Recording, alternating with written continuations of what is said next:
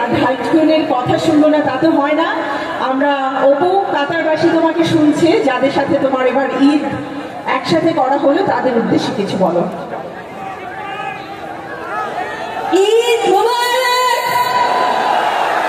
আরো জোরে শুনতে চাই, ঈদ মোবারক।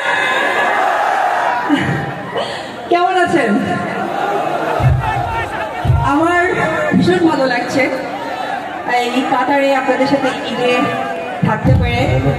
আপনাদের অত ভালো লাগছে না তাই না? জোরে শুনতে চাই। Thank you. আর সবাই ভালো থাকবেন।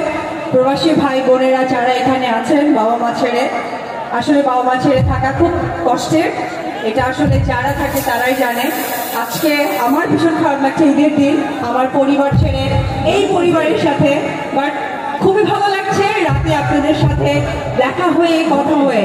Thank you.